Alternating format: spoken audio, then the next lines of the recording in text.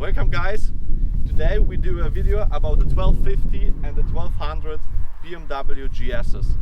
Why we do that? Because most of the people that want to buy a GS, they think, is the 1250 worth the money, or should I go with the cheaper one, the 1200 liquid cooled GS? The most important part is we are comparing now a 2019 1250 and a 2018 1200, so one of the last 1200s that were built by BMW. The difference between these two bikes are basically only the engine and the headers, and that's it, because the electronic of the ISA is the same on both bikes. We have a TFT, we have keyless go, and the chassis and wheels are basically the same, just only the brakes change it from the manufacturer. This has Brembo and this has the BMW highest brakes.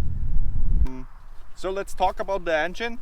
The engine of the 1200 is, from the casing, a little bit different to the 1250. You have here not an adjustable camshaft. Then on the 1250 you have where the camshaft is adjusting, so you have more power. The problems about the 1200 and the issues that are causing the camshaft is that after 40,000 kilometers some bikes have a worn out camshaft. Some bikes after 10,000 kilometers, some bikes even they run 100,000 kilometers and they have no issue. So this is something you can't really look at when you buy one, but that's something for you in the mind. Then when you look at it, just ask if he has some maintenance about it, or was it worn out, because then when it was worn out, normally they put in one that is upgraded and shouldn't have this problem. In the different perspective, the engine is in other ways really reliable. So everyone that is talking about the old oil heads that is air cooled and not liquid cooled, saying, yeah, my GS is more reliable than the water cooled. The water cooled are really reliable from kilometer perspective. There are many bikes that have over 200,000 kilometers already and they are still good. The one thing is the clutch. The clutch is a little bit something, it goes to the end after 80,000 kilometers normally. It depends how you ride, fully load or not, but 80,000 is something like a number where you should have a look at it. The next thing is the generator in this engine. This generator is also failing most of the time after 18,000 and 100,000 kilometers. This is an issue that is not really cheap to fix, because you need to disassemble the whole bike, and the generator is here behind this everything. So it's nearly there where the gearbox is, and it's very hard to get there. It mainly means engine out, change it, put it in, and that's very costly when you do it at BMW. At BMW they will say to you over 3,000 euros, and the generator costs, let's say, 300 euros in spare parts. So if you want to buy one with higher mileage, ask if it is done, because this could be a problem. If you want to do it by your own, okay, but made in mind, you need to assemble the whole bike to get the engine out and change this failing part.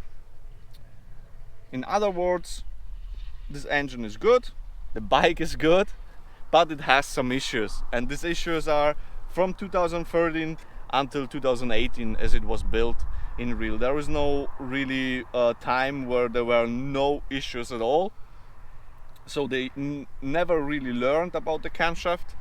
They just, you can say, ignore it over the time. It happens to some don't, and most of the people were out of guarantee anyway, so they needed to fix it by themselves, and most of the people just bought a new one. So now we are talking about the instrumentation of the GS. how are the buttons on the 1200 GS? The 1200 GS from the later version, so up from 2017, has the same buttons as the 1250. So the 1250 has adapted them. The TFT was an option, but as you see, this one has it. And if you want to buy a 1250 or a 1200, and then you need to compare, has it the same spec?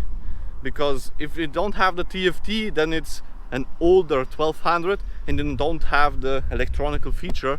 But for me is the most important part when I would choose a 1200, has it a TFT or not? Because then it don't have the TFT, then it's an older bike and it don't feel so fresh compared to one that has it. And the instrumentation, how you operate the settings and everything is on this bike the same. And the seats are also can be changed from the 1250 to the 1200. The whole rear frame is the same. The exhaust is in real the same. Also, the casing is the same.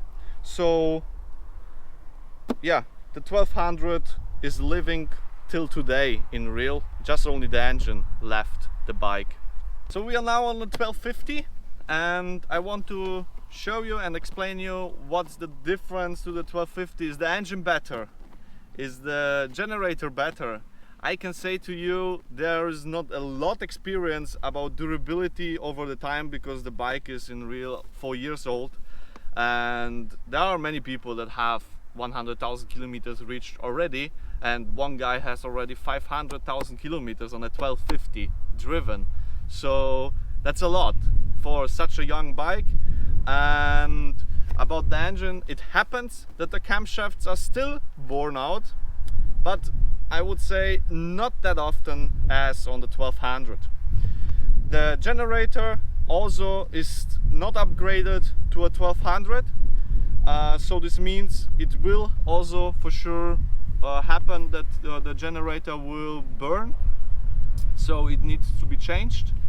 And the clutch is, for my opinion, a weak point on the 1250 because they have upgraded the engine, has more horsepower, more torque, but the clutch is still the same as on the 1200.